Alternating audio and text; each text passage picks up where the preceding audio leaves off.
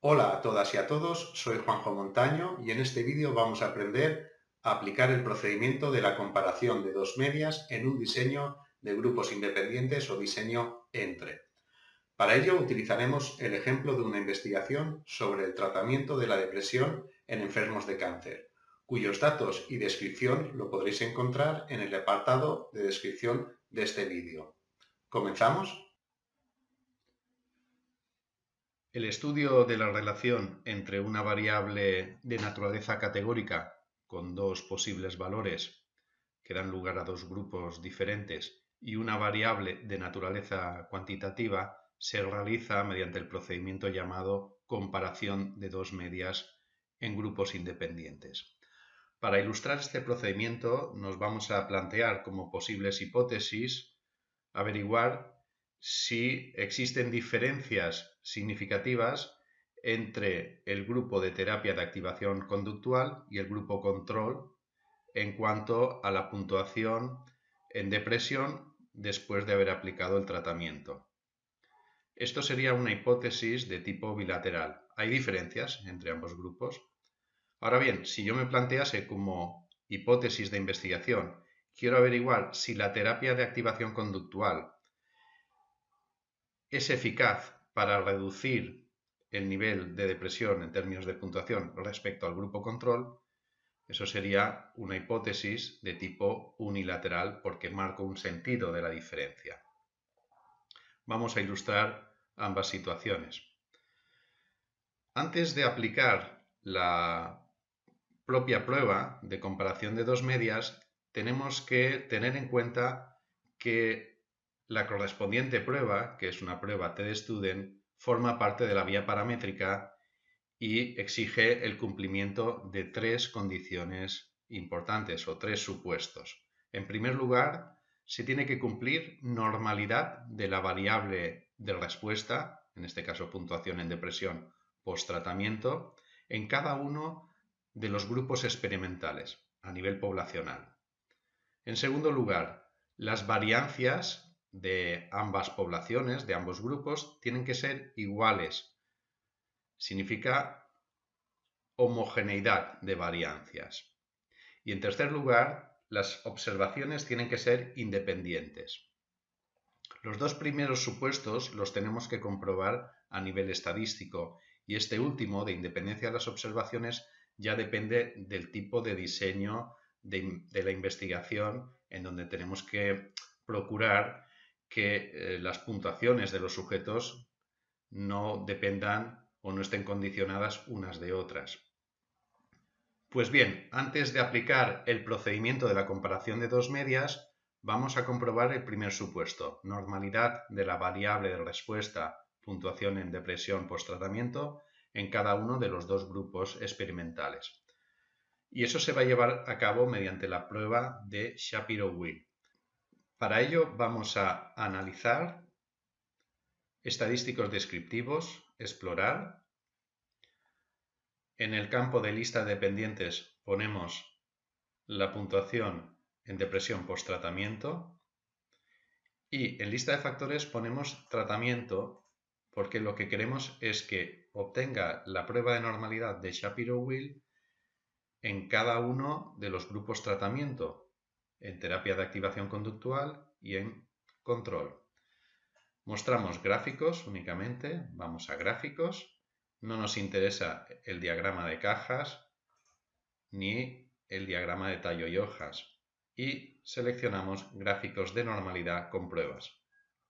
Continuamos, aceptamos.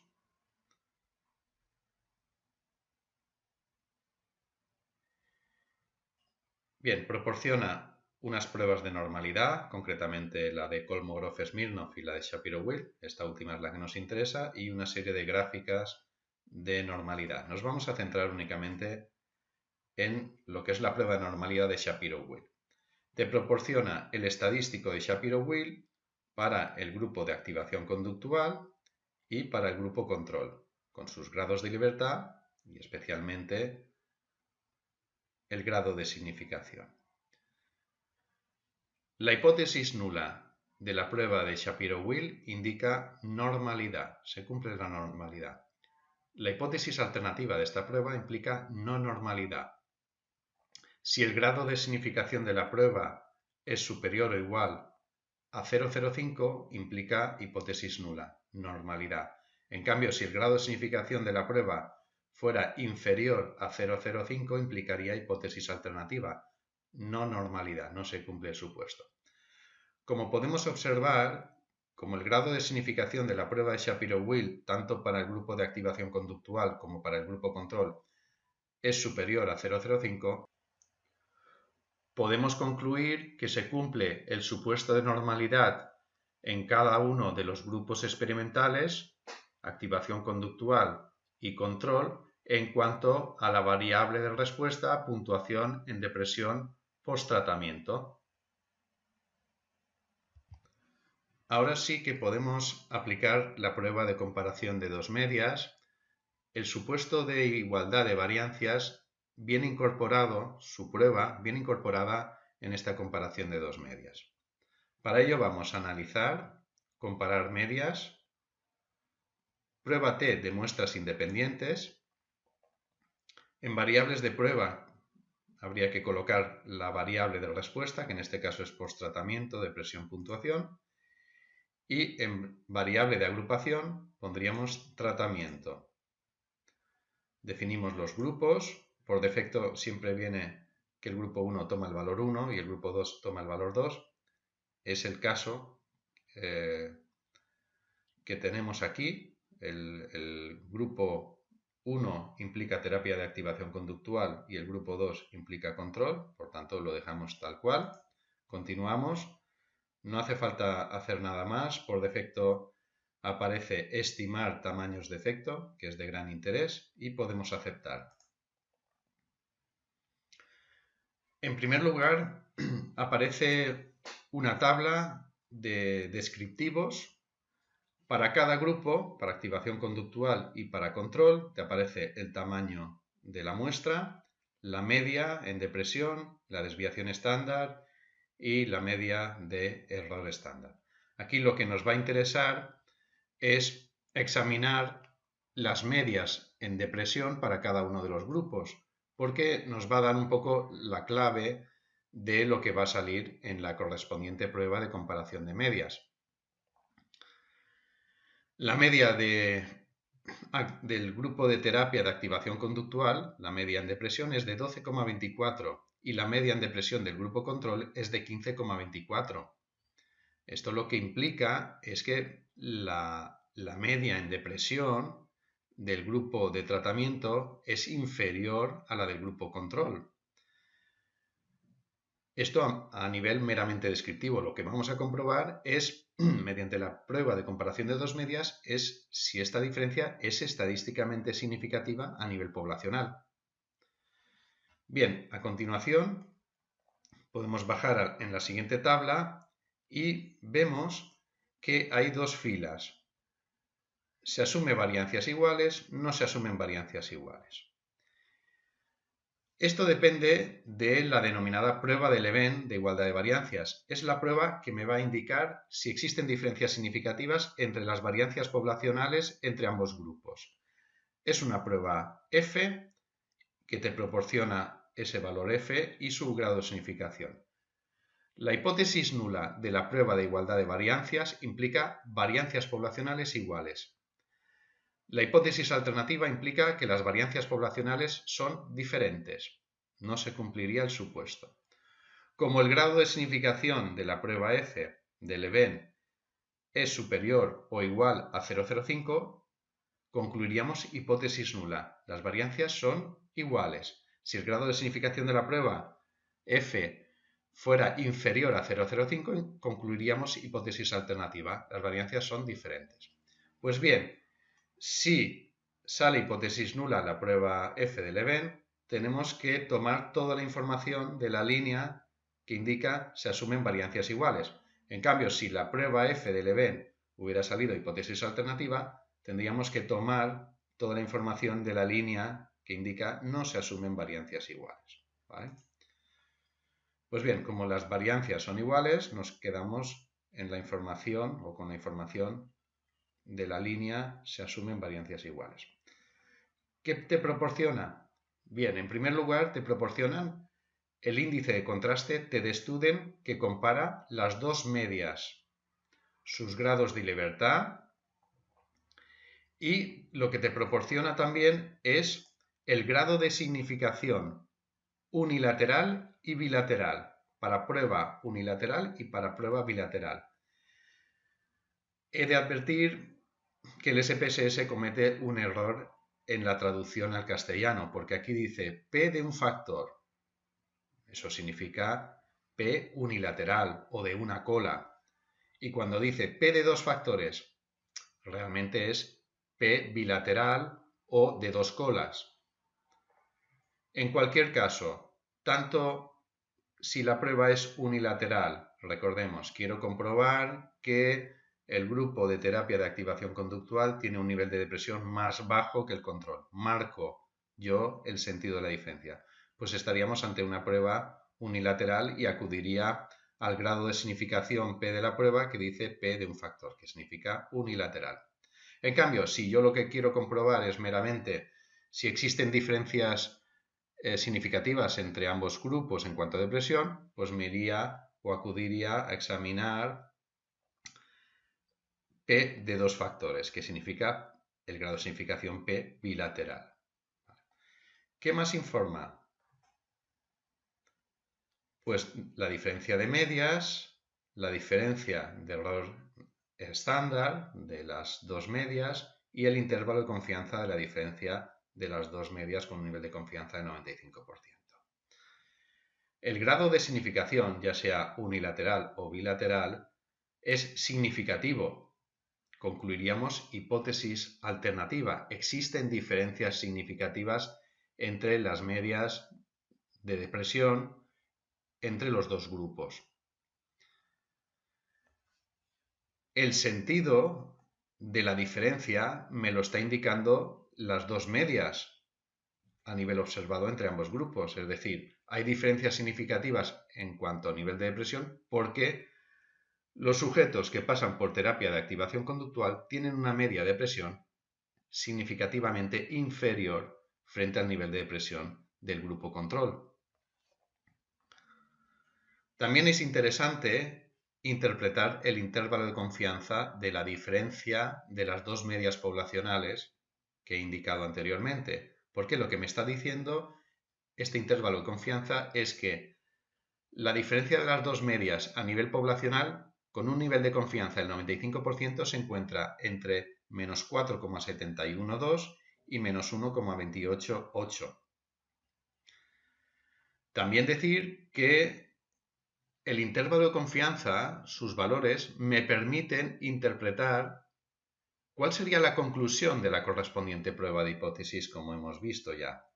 Y es que si el valor 0, que es el valor de referencia de la hipótesis nula, que indica que la diferencia de las dos medias poblacionales de ambos grupos es igual a 0, si el valor 0 está contenido entre el límite inferior y superior, la correspondiente prueba de hipótesis bilateral saldría hipótesis nula.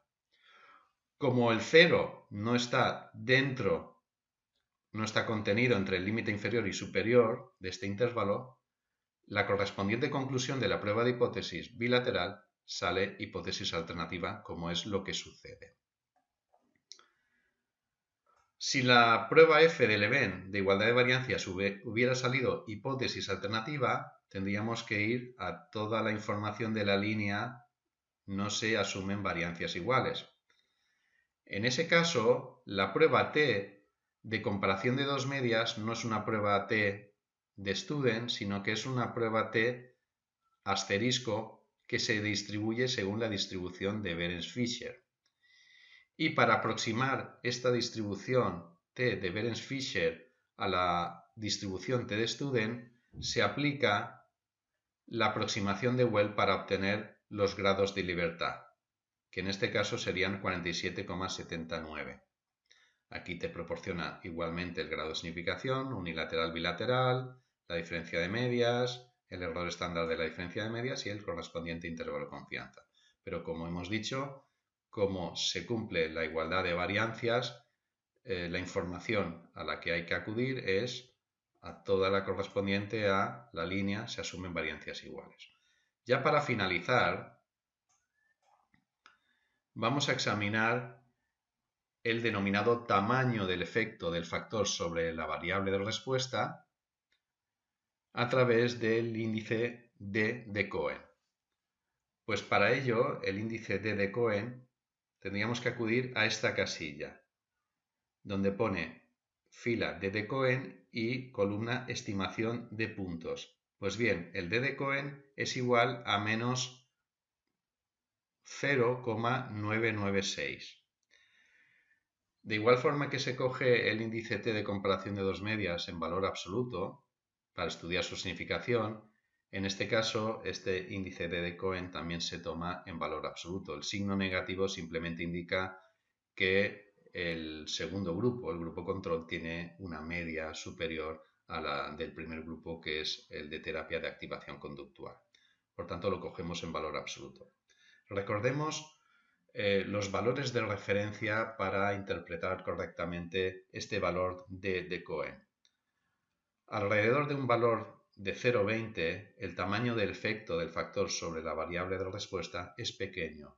Alrededor de 0,50, el tamaño del efecto es medio. Y alrededor y a partir del valor 0,80, se considera que el tamaño del efecto es grande. Como tenemos un valor prácticamente cercano a 1, 0,996, podemos considerar que el efecto del tratamiento sobre la puntuación en depresión post-tratamiento, ese efecto es grande. Por tanto, ya para concluir, ¿qué podríamos decir? Pues podríamos decir, si asumimos que la hipótesis de partida de investigación era, quiero comprobar que la terapia de activación conductual es efectiva para reducir el nivel de depresión frente al grupo control. Pues la conclusión sería, la terapia de activación conductual es efectiva para reducir el nivel de depresión frente al grupo control. El valor T de la prueba de comparación de dos medias es de 3,523, con grados de libertad 48. El grado de significación de la prueba, si yo asumo que es una hipótesis y una prueba unilateral, sería P inferior a 0,001, es decir, la probabilidad de concluir alternativa y equivocarme es muy baja, es inferior a 0,001. El intervalo de confianza de la diferencia de las dos medias a nivel poblacional se mueve entre menos 4,712 y menos 1,288, con un nivel de confianza del 95%, y el valor del índice de Cohen me indica que el tamaño del efecto del tratamiento sobre el nivel de depresión, que es igual prácticamente a 1, es un tamaño de efecto grande.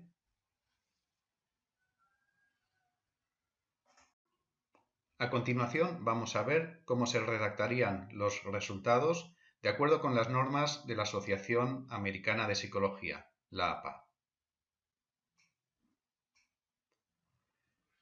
Diríamos, la prueba T de comparación de dos grupos independientes indica que los sujetos que pasan por la terapia de activación conductual, y a continuación entre paréntesis pondríamos la media y desviación estándar de este grupo, vemos que las abreviaturas de media y desviación estándar se ponen en cursiva y a continuación seguimos. Presentan una puntuación en depresión significativamente inferior frente a los sujetos control y entre paréntesis ponemos la media y desviación estándar de este grupo de sujetos control. Continuamos poniendo T en cursiva, entre paréntesis los grados de libertad del índice T, que son 48, el valor T, 3,523.